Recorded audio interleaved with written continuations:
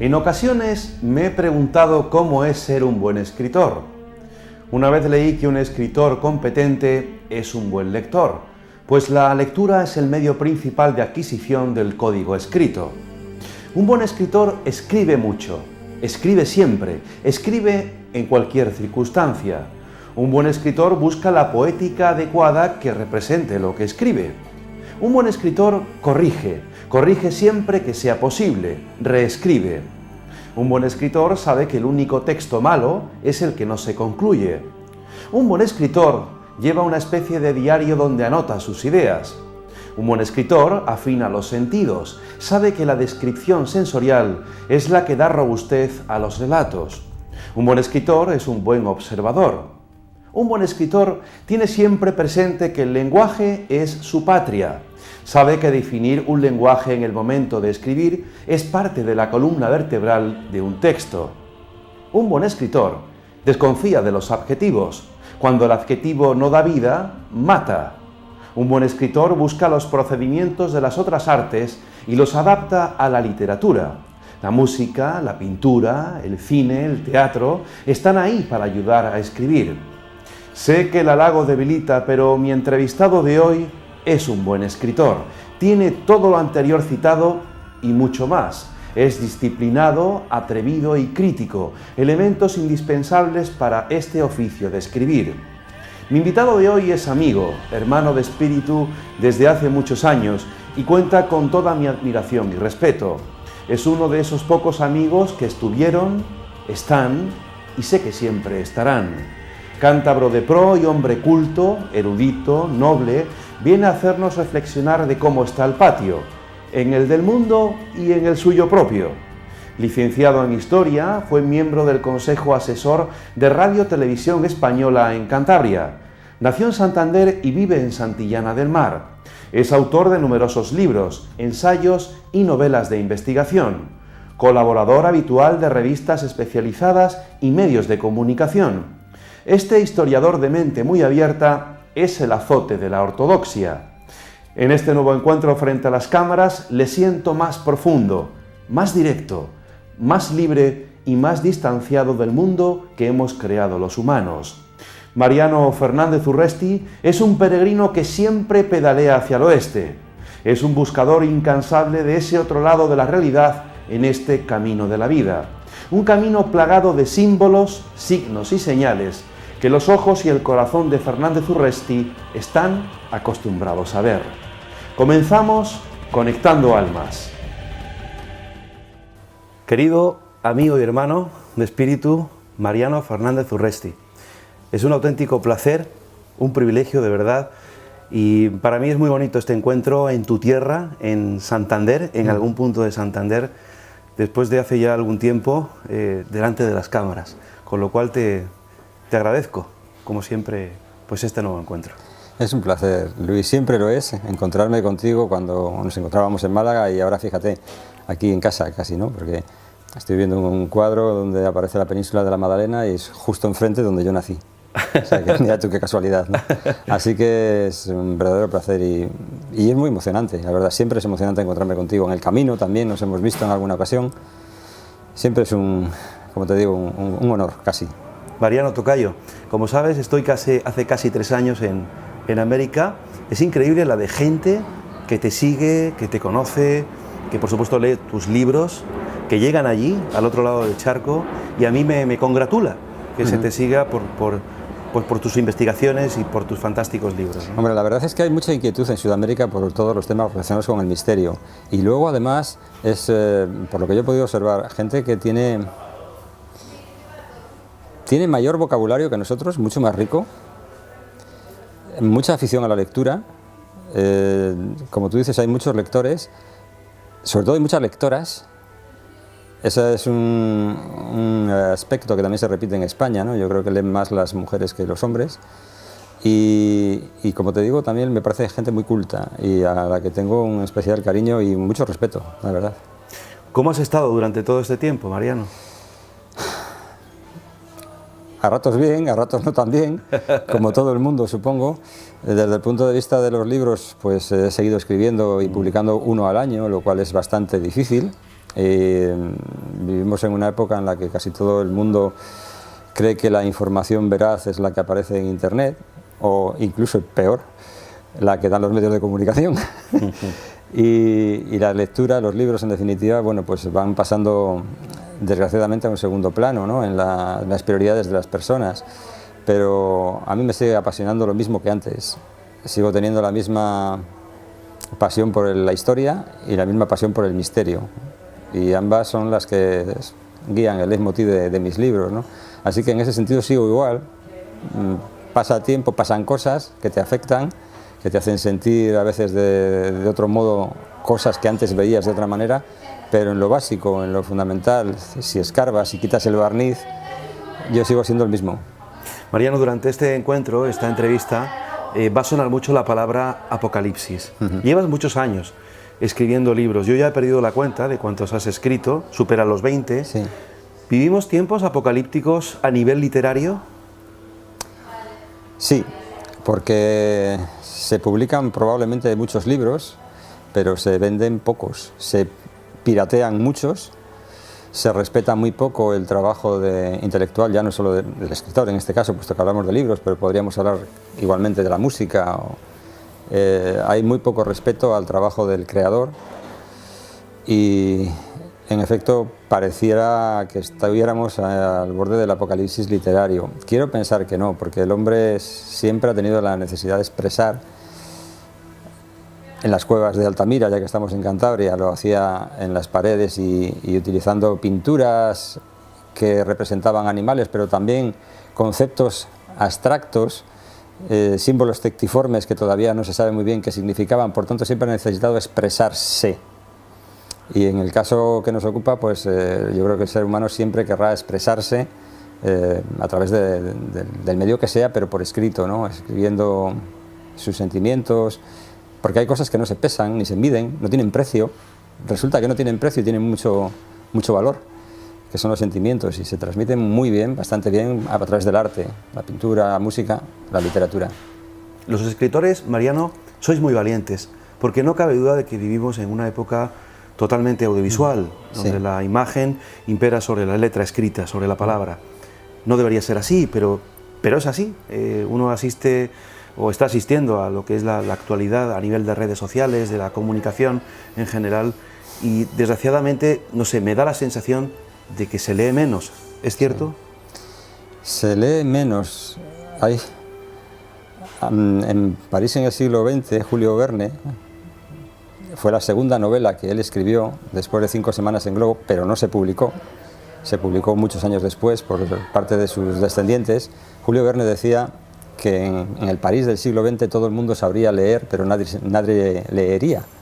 Y es un poco lo que sucede ahora. Todo el mundo, aparentemente, el analfabetismo casi ha sido erradicado, pero una cosa es saber leer y otra cosa es leer críticamente. Y yo creo que hoy en día casi todo el mundo, en efecto, sabe que la M con la A suena ma, pero la capacidad para leer críticamente escasea. Escasea.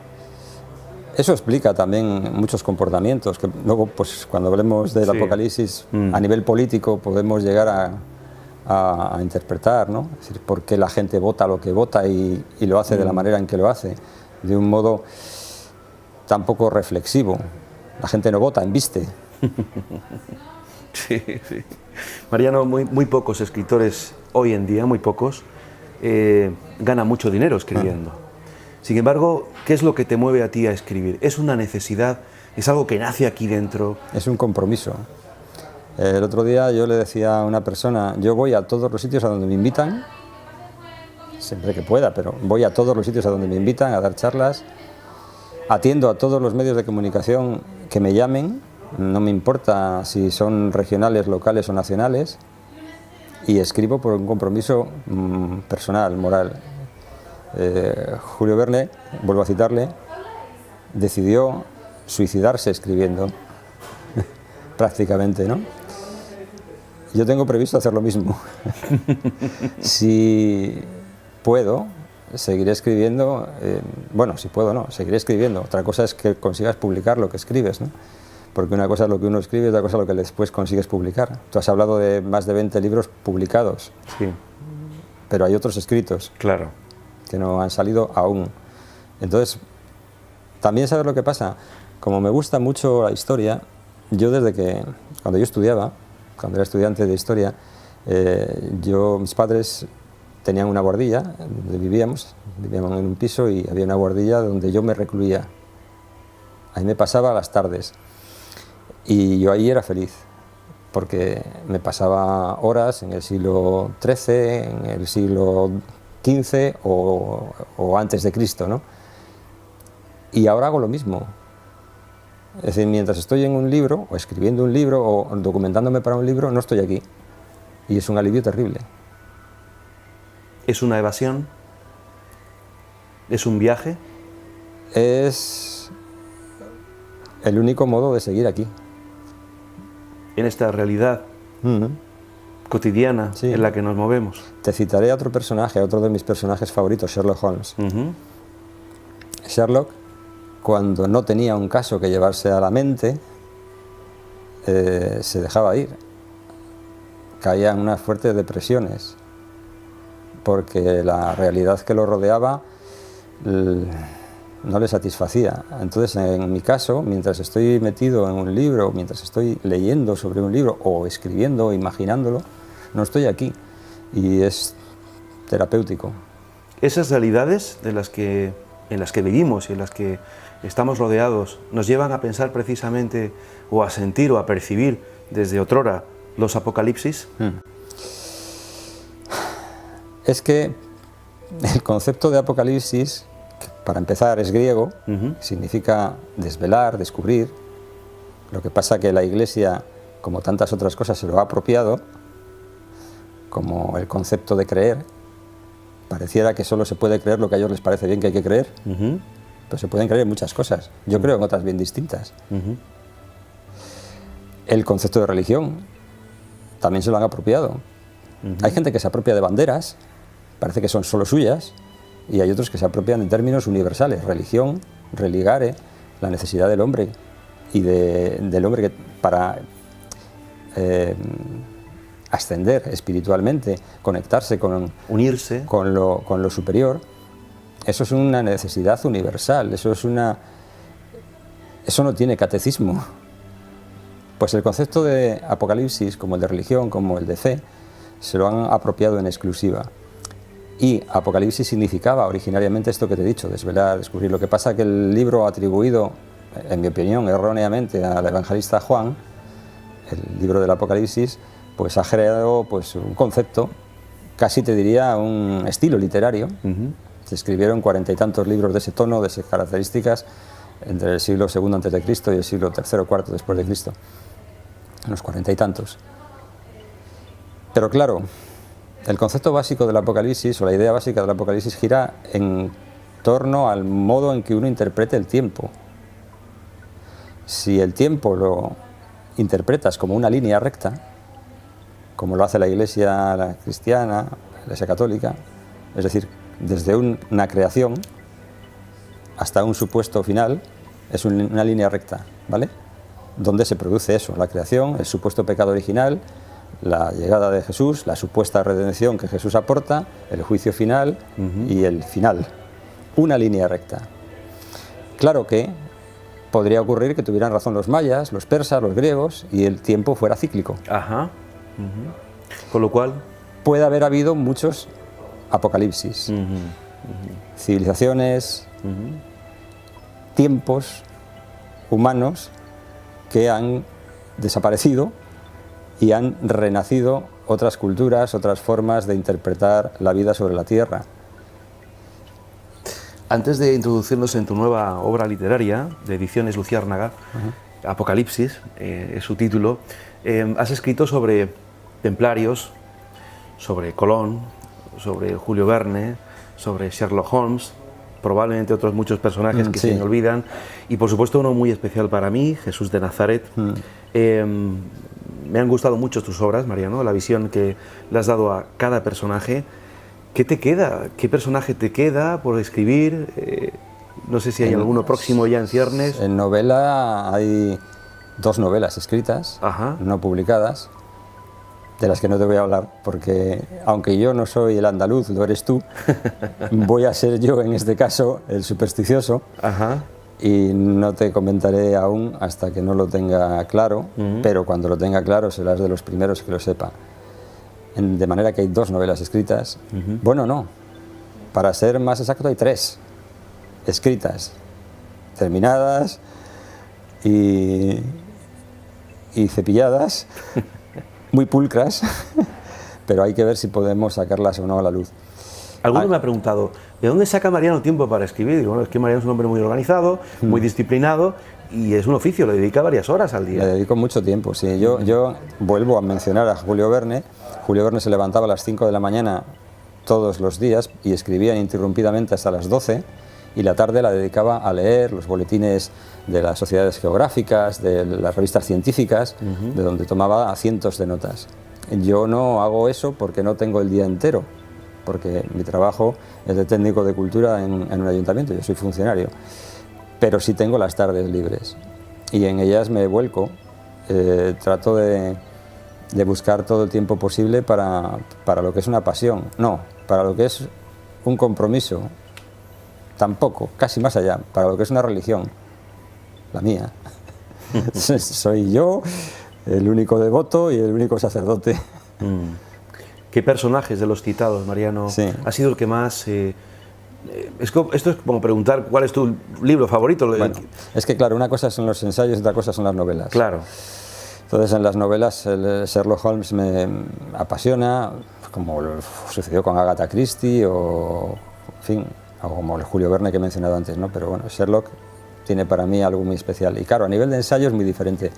Porque, por ejemplo, este libro del Apocalipsis me gusta mucho porque no solo es un repaso a las profecías más famosas, sino un debate, una reflexión sobre el tiempo, porque realmente giras por ahí. Estas 2 ideas que te he dicho, tiempo cíclico y tiempo lineal, son básicas para entender el libro. Entonces, este es un libro que me llenó mucho, me llenó mucho buscar el Grial por media historia en Crónica Negra del Grial. Y a nivel de personajes únicos, como tú me dices, Jesús, Felipe II, Colón, te diría que el que más me sedujo fue Colón, porque sabía poco de él y descubrí a un tipo muy humano, mentiroso, artero, un verdadero sinvergüenza, es decir, un ser humano. Tiene todas las características que definen al ser humano. Y fue capaz de probablemente robar, seguramente mentir, engañar, para llevar a cabo un sueño. ¿Vale todo? A lo mejor en ese caso sí, para ir con 3 cascarones de nuez en busca de nada en principio. Y en ese sentido fue un personaje, este de Cristóbal Colón, que me apasionó, un personaje del que no conocemos su cuna ni su tumba. Es decir, es muy difícil que tantos misterios adornen la figura de un personaje histórico. Así es. Mariano, hace 3 años grabábamos el último programa que hicimos juntos dedicado a un asunto muy bonito, del que hemos hablado varias veces, el Camino de Santiago. Por aquí pasa el Camino del Norte, por Santander. Y te hacía una última pregunta en ese programa, no sé si también llamarlo reflexión, ¿hacia dónde peregrinará nosotros el hombre del futuro? Y la pregunta ahora es, ¿hacia dónde peregrina el hombre del presente? Pues enlazándolo con el Apocalipsis, pareciera que estamos bajo la tormenta perfecta, ¿no?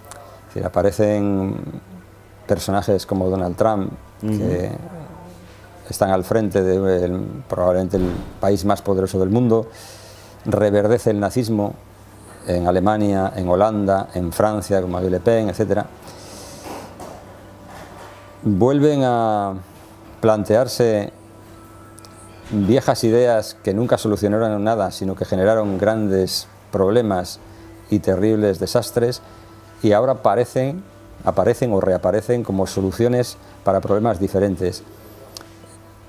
A eso añádele el cambio climático, que aunque haya personajes como Donald Trump o en España Mariano Rajoy, que decía que tenía un primo, ¿no?, que era muy listo y que decía que no había cambio climático.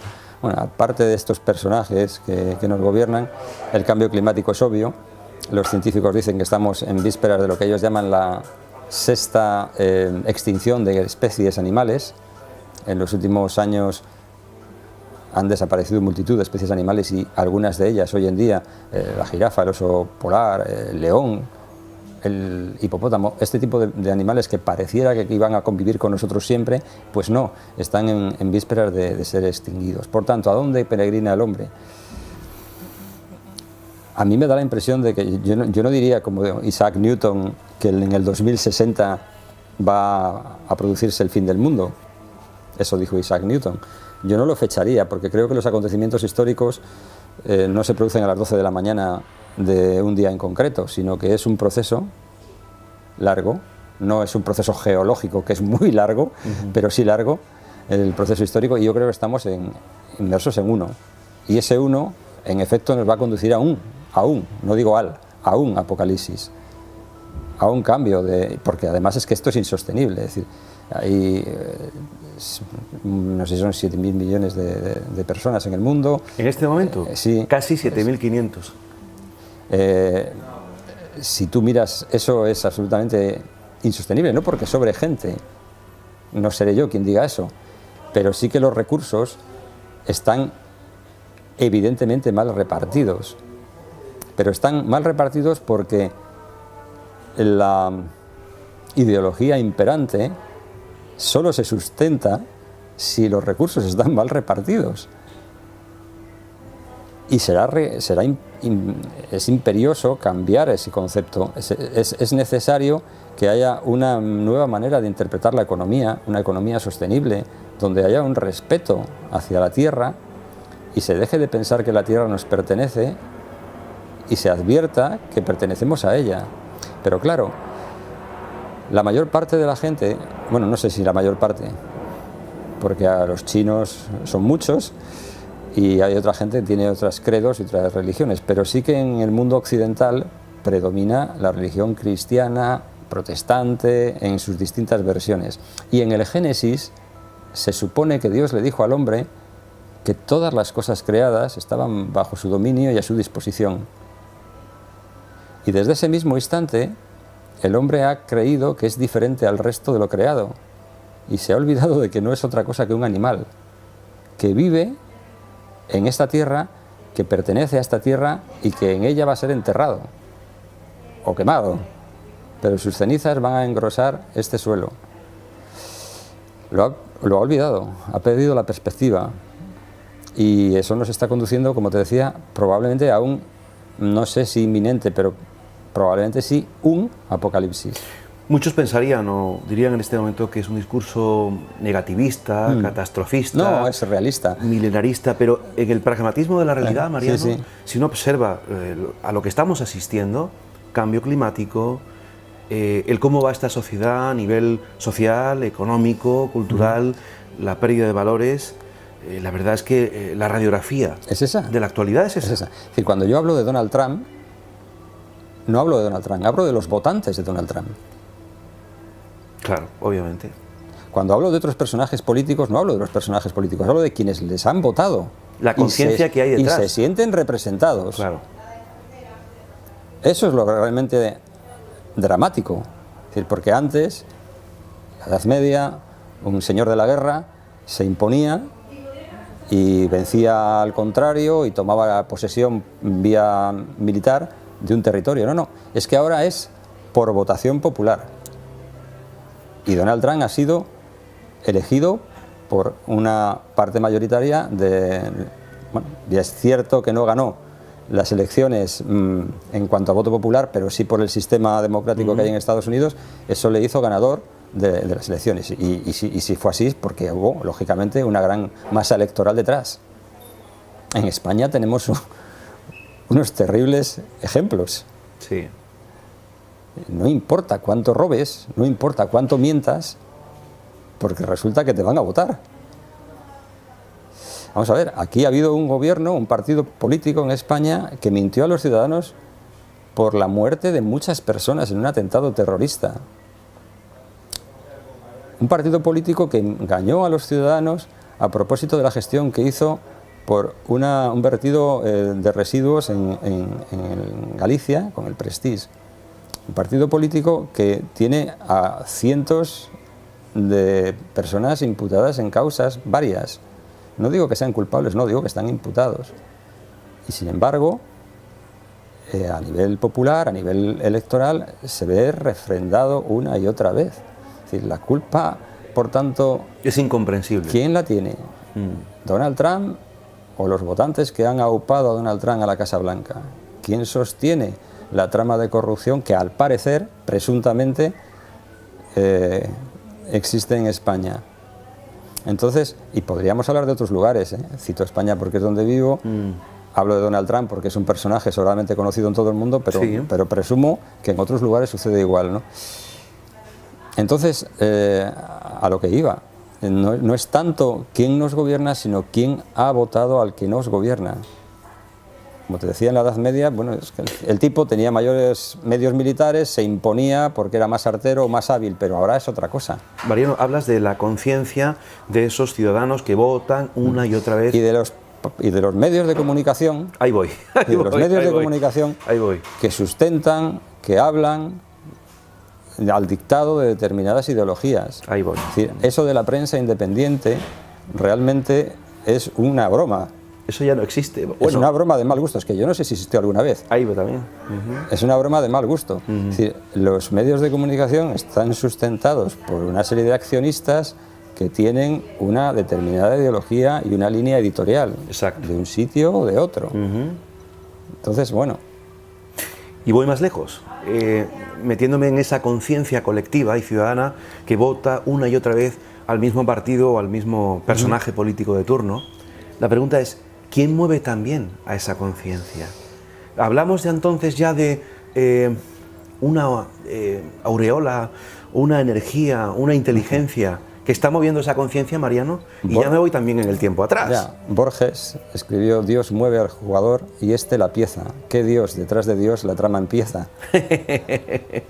Sí, sí. Pues... podríamos descender al mundo esotérico para asombro de los espectadores. Y ¿sabes por qué surgió el miedo al milenarismo, al año 1000, al año 2000? En el capítulo 19 del Apocalipsis de Juan, por una extraña razón que seguramente habría que preguntarle a Juan, quien fuera Juan, se dice que un ángel del Señor encadena al demonio y lo hace por espacio de 1000 años, para después liberarlo. Pues si ya lo tenían a su merced, ¿para qué lo liberan, no? Pero claro, como no sabemos cuándo hay que empezar a contar desde cero, la gente presumió que el 1000 podría ser el año 1000. Y como no vieron al demonio de una manera evidente, pues supusieron que a lo mejor era en el año 2000, por lo que también hubo toda una serie de miedos, caos informáticos, etcétera, etcétera, ¿no? Esa es una idea. La otra idea es que también en la Biblia se nos dice que el príncipe de este mundo es quien es. Y juntando las dos ideas, a lo mejor hay quien llega a pensar que en efecto hay una energía maligna que gobierna el mundo. Esa es una idea que podría tener alguien. Otros han llegado a la conclusión dentro del mundo islámico de que el anticristo del Islam también está haciendo de las suyas y está pululando por ahí, el Dayal, que le llaman.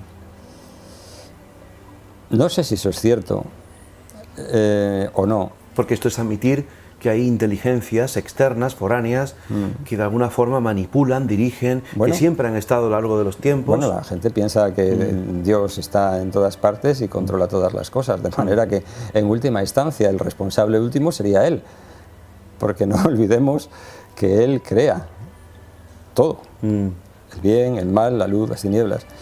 Lo que pasa es que todo esto guarda relación con un debate que tuvieron los primeros padres de la Iglesia, porque claro... ¿En el concilio de Nicea? No. ¿Anterior? Les duró mucho más, les duró bastante, porque repararon en un detalle, claro, es que si Dios es el creador de todo, también lo era del mal. Entonces fueron a parar la idea de que resultaba más conveniente pensar que nosotros teníamos el libre albedrío y que el demonio, Lucifer, se había rebelado por voluntad propia contra Dios, y así ya teníamos a quien culpar del mal, exonerando de esa responsabilidad al principal creador, que es Dios, ¿no? Ese fue un debate muy serio. La Iglesia ha tenido debates muy interesantes y divertidos a lo largo de la historia. Por ejemplo, y hablando del tiempo, se dieron cuenta de que en el Génesis el sol se crea el cuarto día, pero se suponía que el tiempo había sido creado, la creación se había producido en el 19 de marzo, de un 19 de marzo de hace un montón de años. Pero claro, entonces pensaron, desde el primer día hasta el cuarto, ¿cómo se medía el tiempo? ¿Qué pasó desde el 19 al 23? Y es un debate tonto, aparentemente, pero a ellos les duró hasta 1200 y pico, hasta el concilio de Letrán, uno de los concilios de Letrán, que decidieron, no, Dios creó todo a la vez. Y nos quitamos el problema. Trato de ponerte estos ejemplos para que veas hasta qué punto este tipo de cosas, que aparentemente son tontas, a la Iglesia les preocuparon mucho y les fue bastante difícil explicar el origen del mal, el momento en que realmente empieza el tiempo, etcétera, etcétera. Mariano, ¿tú no crees que también hay poderes fácticos que quieren ocultar deliberadamente esos apocalipsis? Hombre, es probable. Lo que sucede es que tampoco tengo un conocimiento... Sería una especulación. Sí, una especulación. Pero hay evidencias como para poder afirmar esto. Entendiendo que hay corpúsculos de poder, think tanks o sí, élites que manejan y mueven el mundo ariano y que, como profetas, saben lo que va a venir. Bueno, ahora hay profetas que juegan con cartas marcadas, por ejemplo, los profetas económicos, ¿no? Es decir, todas las crisis económicas están generadas en laboratorios que muy probablemente tienen también proyectos políticos. Es decir, podemos generar esto que va a tener una serie de repercusiones, que va a provocar unas determinadas circunstancias políticas, que va a generar una serie de circunstancias que van a afectar a los ciudadanos en sus condiciones laborales, que antes ser mileurista era prácticamente símbolo de esclavitud y hoy ser mileurista en este país es ser capitán general. Podemos llegar a pensar que al final han ido a parar al sueño húmedo para todos los capitalistas de que al final paguemos por trabajar.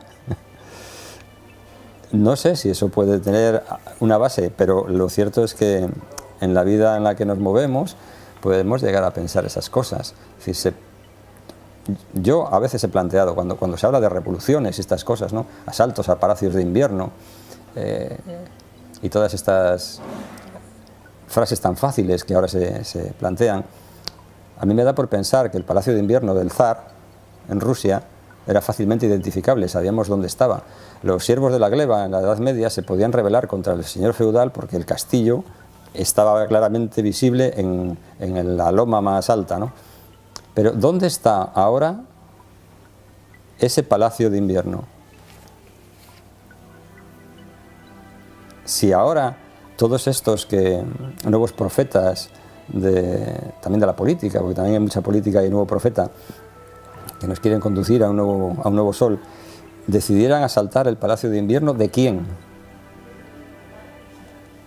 Si los políticos no son sino el último de los instrumentos de aquel que, como te decía antes, Dios mueve al jugador y la pieza, ¿qué Dios detrás de Dios la trama empieza? ¿Dónde está el último Dios? ¿Dónde está ese palacio de invierno al que deberíamos asaltar? Si hoy las decisiones políticas apenas tienen importancia, porque lo que importan son las decisiones económicas, financieras, y esas se toman ¿dónde? Son tipos que no se presentan a las elecciones. Yo no conozco ningún cartel electoral donde aparezca el rostro de esa gente. Estamos en Santander, nos encontramos con Mariano Fernández Urresti, en su tierra, en Cantabria, y estamos haciendo este programa, Conectando Almas, presentando su nuevo libro. Aquí tenemos la portada, una edición que nos mandó la editorial Luciérnaga, Apocalipsis, Al-Qaeda, ISIS, Trump, Cambio Climático, ¿se cumplirán las profecías? Mariano, ¿ha sido amargo escribir este libro? ha sido una bofetada de la realidad. ¿Dónde querías también llegar con este libro? ¿Qué querías contar? Más que nada quería compartir preguntas con los lectores, a ver si entre todos se les ocurrían las respuestas que yo no tenía. Se me ocurría que podríamos llegar a jugar, a hacer especulaciones, porque todavía la capacidad de soñar no paga impuestos, de momento, y entonces podíamos jugar con muchas ideas. Fíjate, te diré una. ¿A cuál más loca? Vamos a elegir una que sea suficientemente loca para que me defina. Imagínate que, como te dije, pudiera haber habido distintos apocalipsis.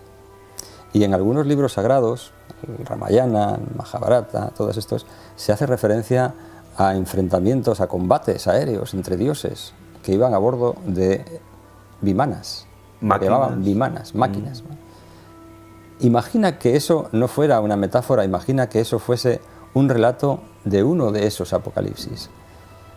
Imagina que el relato del libro de Enoc, cuando se dice que descienden unos 200 ángeles caídos, expulsados, dirigidos por Semiaza, y esos hijos de Dios toman a las hijas de los hombres como suyas, y de ellos nacen unos seres que denominan gigantes. Imagina que todo eso fuese real. Imagina que realmente en otro lugar, o en este mismo, se hubiera producido uno de esos apocalipsis.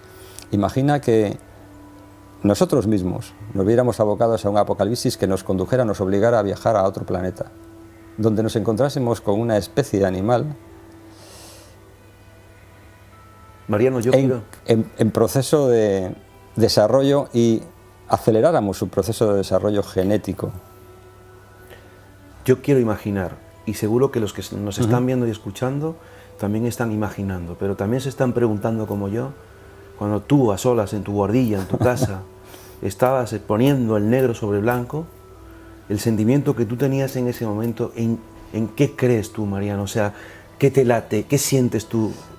Si te parece poco esto, porque todavía no he acabado. La idea es que, del mismo modo que Rupert Sheldrake, por ejemplo, decía que los animales, hablaba de los campos morfogenéticos, fue una idea muy contestada por la ciencia. Cuando una especie animal, un miembro de una especie animal adquiría un conocimiento, exacto, lo adquirían todos los demás. Imagínate que, como te digo, el recuerdo de esos apocalipsis hubiera quedado en el ADN, en la memoria genética. Como algo atávico. De aquellos que fueron hijos el producto de los hijos de Dios con las hijas de los hombres. Y los profetas no estuvieran viendo el futuro, sino recordando el pasado. Retazos del pasado. Tendría su gracia. Porque me preguntabas qué sentía yo cuando escribía esto, pues supongo que algo parecido a lo que podía sentir Edgar Allan Poe, ¿no? En un momento dado estás al borde de la locura con los pies colgando, pero era divertido. Porque fíjate, si además de ser divertido fuera cierto.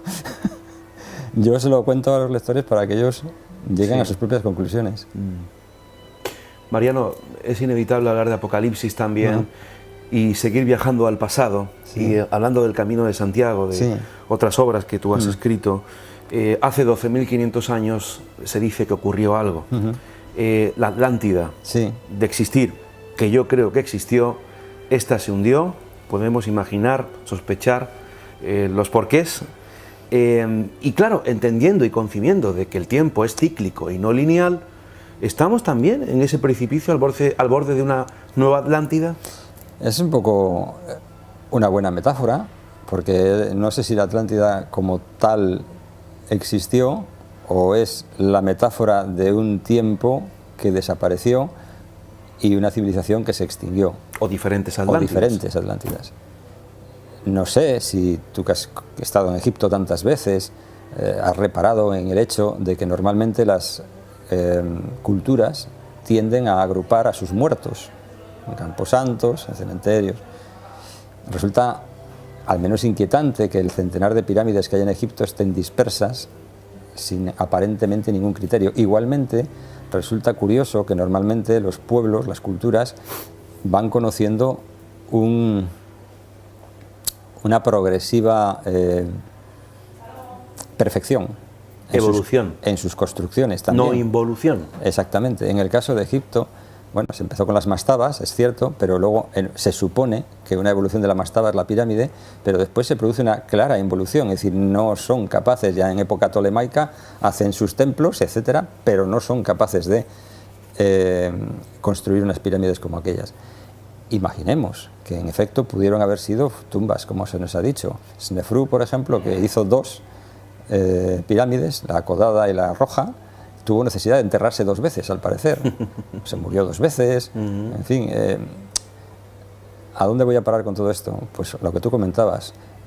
¿Y si? Porque y si sí es gratis. Y si resultase que esos restos arqueológicos que tanto incomodan a veces, por ejemplo que hemos comentado, las pirámides, no resultaran ser obra de los clásicos egipcios, porque los historiadores toman muy en serio la cronología del sacerdote Manetón. Así es. Para fijar las distintas cronologías, pero toman aquello de la cronología de Manetón que les parece bien. Obviamente. Porque Manetón también habla de los Sensuhor, seres semimíticos, semidioses, que gobernaron Egipto hace como 12 o 14.000 años, no sé cuánto. Está escrito en el papiro Canon de Turín. Eso es. Pero eso se toma como una metáfora. Claro. Entonces, a ver, aquí o tomamos todo como un hecho histórico o no lo tomamos todo. Sucede como en el Evangelio. Mateo dice que en el momento en que Jesús muere, los muertos salieron de sus tumbas y fueron a visitar a sus familiares. Lo dice Mateo. Y me tengo que creer en la resurrección, pero no me tengo que creer lo que dice Mateo. Es decir, juego con esa idea. Es decir, o jugamos con las mismas reglas todos, o todo es una metáfora oriental. Estamos en Santander, lo he dicho ya varias veces, porque para mí es tierra mágica, y estamos rodeados, precisamente hoy venía comentándolo con mi hermano Pablo, de mitos noéticos. Y es que Noé reverbera, resuena en nuestra península ibérica. Hay varias toponimias en relación a Noé. Aquí en Cantabria, Noja. Por ejemplo. Y hablar de Noé significa hablar de diluvio. Y hablar de diluvio también significa hablar de esa edad de oro en la que hubo una serie de supervivientes de aquel cataclismo. Es que lo de la edad de oro es común a muchas culturas. Es decir, en el jardín de las Hespérides, en Grecia, también había unas manzanas de oro que proporcionaban la inmortalidad. La idea siempre de la edad de oro es que el hombre era inmortal. En Edén, antes de que otra vez una manzana fuera el elemento de la discordia, también el hombre era inmortal. Y, como tú dices, hubo un tiempo en que ese tiempo maravilloso de la Edad de Oro se perdió porque en el caso de la Atlántida se supone que pues también perdieron sus principios morales y aquello acabó de mala manera. En el caso del diluvio sucede igual, Dios decide castigar a los hombres que él mismo ha creado por su inmoralidad, como si Dios no hubiera podido suponer eso, porque se le supone omnisciente, ¿no? Y los diferentes Noés que van arribando eso es. A las costas. Entonces, hay un diluvio del que todas las culturas hablan, y ahí se presupone supervivientes, porque pudiera ocurrir que Noé no fuera un individuo, sino un colectivo, un pueblo.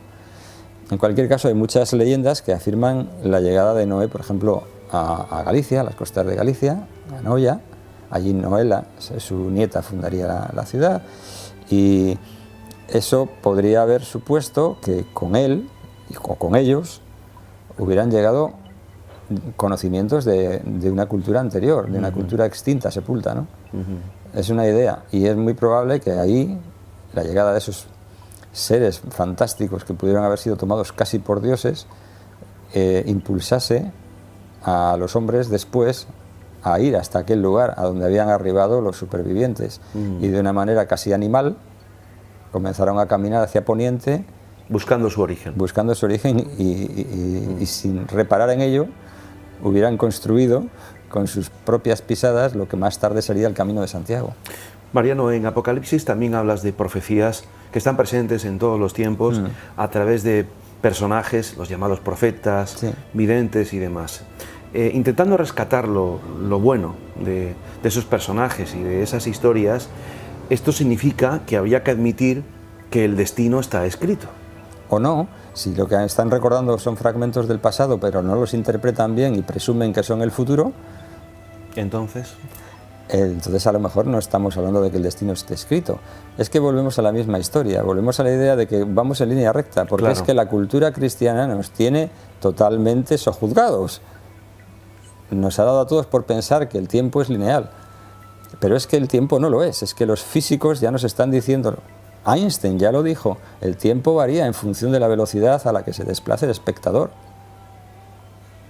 Es decir, hay el Camino de Santiago, tenemos la leyenda del abad Virila en el monasterio de Leire. Así es. Se queda dormido, el tipo regresa a su monasterio y han pasado muchos años. Y esa misma historia la encontramos en la Biblia, en un personaje que se llama Habacuc, etc. Es decir, hay momentos en los que uno no sabe por qué pareciera que el tiempo se quiebra, se le puede sortear, se le puede vulnerar, pero tenemos la idea de que vamos en línea recta y que, como tú dices, pues el destino está escrito. ¿O no lo está? No lo sé. Para escribir Apocalipsis, ¿has manejado algún tipo de documentación, archivo, dato que haya sido nuevo para ti? Porque claro, yo también pienso en cuántas fechas, Mariano, se han puesto para los finales del mundo. Claro, muchas, y fallan siempre. Siempre fallan, claro. Es que una de las características de la literatura apocalíptica es su lenguaje barroco, la utilización de números o claves, etcétera, oscuras, y luego, además, en muchos de los casos, como tú mencionas, la predicción de un año y un momento que luego resulta erróneo. Pero a veces la historia es que yo no sé si el que falla es el profeta, el exégeta del profeta, es decir, el que pretende interpretarlo, o peor aún, el informante del profeta. Ya sea Dios, la Virgen, los extraterrestres, el que sea. El caso es que el número de errores es tan alto que hay que aguardar a ver si en el 2060, como decía Isaac Newton, se producirá ese fin del mundo, porque a lo mejor lo que falla es el concepto, lo que te he dicho antes, la idea de un apocalipsis, sin reparar en que el apocalipsis o los apocalipsis se han podido producir, de hecho se producen a diario. Nosotros nos estamos muriendo todo el rato, desde que nacemos. Buceando un poco en tu libro, también se hablan de apariciones marianas. Sí. Tú has investigado mucho un lugar que está cercano aquí, San Sebastián de Garabandal, en el que también ciertamente tuviste alguna experiencia personal. Sí, sí. También en aquellas apariciones, Mariano, se hablaron de finales del mundo. De señales que anticiparían un milagro fantástico que está por venir, porque aún no se ha producido. Obviamente todo eso ocurrió en 1961, en julio de 1961. Primero apareció un ángel a 4 niñas del pueblo, más tarde la que definieron como virgen, y aquello se prolongó durante bastantes meses. El pueblo entonces era San Sebastián de Garabandal, era un pueblo perdido en la sierra. Sí, la carretera, por llamarla eufemísticamente carretera, más bien camino de vacas, acababa allí moría aquello. Y claro, hay que situarse en el año 61, en la España en blanco y negro, en la España profunda y del nacionalismo católico imperante. ¿Qué otra cosa iba a ser aquello que no la Virgen? Para unas niñas, ¿no? como ellas. Pero lo que sí ocurrió allí, aunque la Iglesia nunca admitió la veracidad de esas apariciones, nunca, lo que sí ocurrió allí, y eso es indudable, porque yo he conocido a personas que estuvieron allí, ¿no? Yo no había nacido, pero esas otras personas sí, y pudieron ver fenómenos absolutamente innegables, fenómenos paranormales, llamémoslos así. Las niñas caían de rodillas sobre las piedras, no sufrían ningún daño, corrían de espaldas, hubo episodios de xenoglosia, es decir, hablaron en lenguas que desconocían, hubo casi y sin casi, algunos dicen levitaciones, se produjeron incidentes extraordinarios, fantásticos, que no sé si tuvieron que ver con exactamente lo que ellas veían o con el entorno, el lugar donde se veían esas historias, ¿no? Y hace poco estuve con un gran amigo nuestro, Lorenzo Fernández, en el lugar, grabando allí, en esta zona próxima a lo que los antiguos cántabros llamaban, y ahora se sigue llamando así, Peñasagra, por alguna razón, un lugar sagrado, un lugar de poder, ¿no? Desde luego, y además, Mariano, bueno, lugares por aquí cerca hay muchos relacionados con también apariciones marianas, sí, con fenómenos paranormales.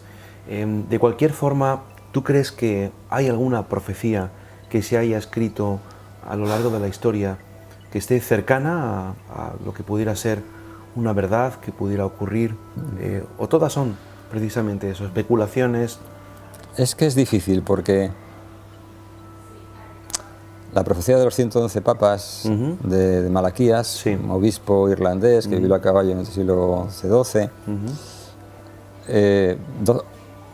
bueno, pues hace referencia a que desde el momento en que él supuestamente, porque tampoco está muy claro que lo escribiera él, supuestamente escribiera 111 frases que definían a otros tantos papas, bien por su procedencia, bien por el escudo de armas de su familia o por una característica que le fuera propia, llegaríamos a los dos últimos de esos 111 papas. De Gloria Olivae sería la última de esos lemas, y después de ese papa vendría el último y definitivo, por citar algo muy conocido, ¿no? ¿Quién pudo ser ese último papa de Gloria Olivae? Pues se ha presupuesto que pudo haber sido Joseph Ratzinger, Benedicto XVI. ¿Por qué? Porque Ratzinger perteneció en su día, fue el prefecto de la Congregación de la Doctrina de la Fe, o sea, la Inquisición, y el escudo de la Inquisición, entre otros elementos, aparece en él un olivo de Gloria Olivae. Pero además fue elegido papa en el momento en que la coalición El Olivo, en 2005, en Italia, ganó las elecciones, y se concluyó que, por tanto, pues nada se ajustaba más a la definición de Gloria Oliva, la gloria del olivo, que a Joseph Ratzinger. De manera que entonces Pedro el Romano, que sería el que seguiría inmediatamente después a de Gloria Olivae, sería el último de los papas.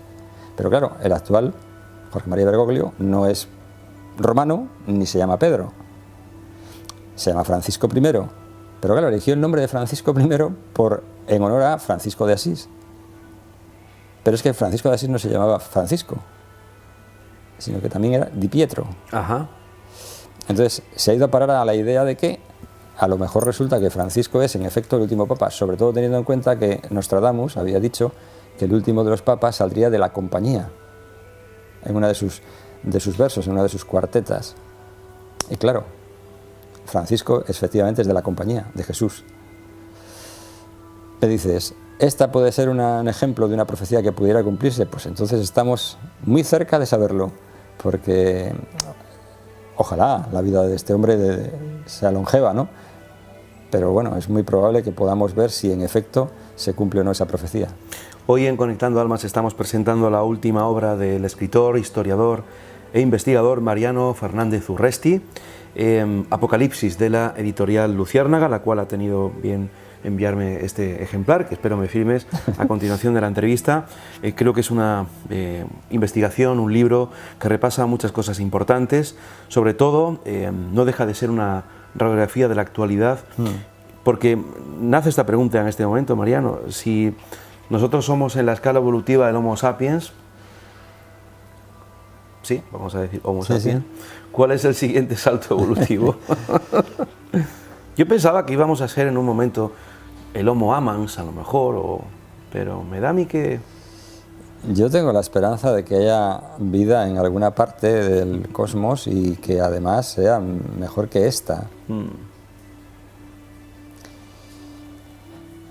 Antes hablábamos de la Edad de Oro y de la pérdida de la inmortalidad. Verás, tú le conoces, tengo un amigo que se llama Duende, que es un perro. Y Duende sí vive en la Edad de Oro. Duende es inmortal. Lo es porque no tiene conciencia de su mortalidad. La historia es en el momento en el que alguien hizo que nosotros dejáramos de tener esa conciencia, o perdiéramos la conciencia de que éramos inmortales, y nos hizo tomar conciencia de esa mortalidad. a partir de ese instante puede ser la metáfora de la Edad de Oro. Puede ser que en efecto dejáramos de ser inmortales porque nos hicieron ver nuestra caducidad. ¿Y quién nos la hizo ver? Tú has hablado de los homínidos, del Homo sapiens, ¿no? La pregunta sería por qué solo un grupo de homínidos evolucionó hasta el extremo en el que ahora estamos tú y yo aquí sentados y otros no. Esa es la pregunta del $1.000.000 y guarda relación con esa especulación que yo antes te lancé y dije que podía definir hasta cierto punto el grado de,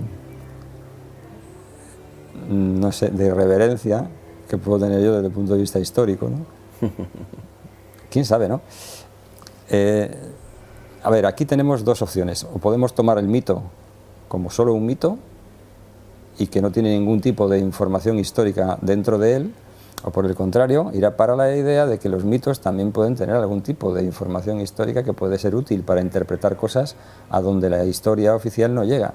No llega porque no hay restos escritos, numismáticos, arqueológicos, y a lo mejor el mito, despojándolo de aquello que, bueno, puede ser simplemente adorno, puede arrojar información muy valiosa. Estabas hablando en este momento, te estaba escuchando con mucha atención, hablando de los inmortales, de la inmortalidad. Como sabes, hace unos días regresaba de Egipto una vez más y en el interior del Museo del Cairo, en el antiguo Museo del Cairo, una vez más visualizaba esas momias, ¿no? Tras esas vitrinas de cristal, y veía a Ramsés II, a su padre Seti I y a esos inmortales, ¿no? Y en esa reflexión del cara a cara, ¿no? Porque no deja de ser impresionante, a pesar de la distancia del tiempo, ¿no? Uno me preguntaba si aquellos seres fueron mejor que nosotros, o nosotros en este momento mejor que ellos, ¿no? Pues no lo sé. Yo creo que, a pesar de que, y vuelvo a la religión cristiana porque es la que nos afecta a todos y es la que de alguna manera define nuestro comportamiento social, ¿no? En gran medida, hasta en algún caso incluso yo diría que casi está también en la memoria genética de la especie en determinadas zonas del mundo. Y regreso, digo, a ella, pareciera que cuando llega Jesús a la tierra las cosas cambian, pero no cambian nada, es un bulo. A ver, antes de Jesús, Seti, Ramsés, todos estos debían de tener cosas positivas y seguramente otras no. Claro. Eran capaces de amar, de odiar, de crear, de soñar. Y después de Jesús igual. Es decir, no veo yo que haya habido, bueno, esto se dice que ha habido una redención y que hemos sido redimidos de un pecado que yo, hasta donde yo recuerdo, no cometí. No creo que haya grandes diferencias. Yo creo que nuestra especie ha evolucionado técnicamente mucho. Sí. Hay una aceleración histórica desde el punto de vista técnico desde los años 40, 50, que a tu amigo y a mi amigo común, José Antonio Caravaca, a lo mejor le hace pensar en Roswell. Impresionante. El desarrollo tecnológico que es impresionante. Sí. Es decir, vamos muy deprisa. No sé si vamos hacia alguna parte, pero vamos muy deprisa, a donde quiera que vayamos. Pero más allá, al parte de la aceleración histórica desde el punto de vista tecnológico, yo no creo que haya mucha diferencia entre una persona, entre nosotros, que estamos aquí sentados ahora, y Ramsés o Seti, no creo. Es decir, yo creo que tendríamos cosas interesantes de las que hablar con ellos y aprenderían algunas cosas de nosotros probablemente, pero estoy seguro que nosotros también aprenderíamos de ellos. Básicamente, te hablaba antes de Colón, ¿no? Mentiroso, artero, capaz de amar a dos mujeres. Todo ese tipo de cosas no son diferentes en cualquier momento de la historia de la humanidad, me parecen. Mariano, llevamos casi una hora conversando y yo siempre digo lo mismo cuando estoy contigo, el tiempo también desaparece. Sí. Podríamos estar horas y horas hablando de estos temas que nos apasionan a ambos y seguir reflexionando sobre lo divino, lo humano y todos estos asuntos. Ha sido un placer, de verdad, nuevamente este encuentro.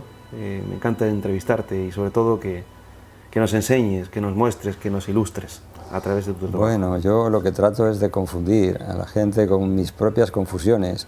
Es decir, yo tengo muchas preguntas para las cuales no tengo respuesta y las lanzo al aire con la esperanza de que alguien me las responda a mí. A ver si así consigo yo orientarme, ¿no? Es desde luego un placer siempre charlar contigo. Yo creo que aquellos que hemos hecho el camino de las estrellas nos hemos quedado enganchados en ellas y ahí estamos, columpiándonos y balanceándonos sobre lo que los demás miran hacia arriba y a lo mejor nosotros, pues, desde esa nueva perspectiva podemos mirar hacia abajo. Mariano, tocayo, muchísimas gracias nuevamente y espero verte en otra ocasión, aquí en Santander, en Málaga o donde sea, no importa. Seguro que el universo conspira para que nos volvamos a ver, seguro. Suerte con Apocalipsis, de Editorial Gracias. Luciérnaga, y buen camino siempre. Gracias. Gracias. Ultrella. Ultrella, Chusilla.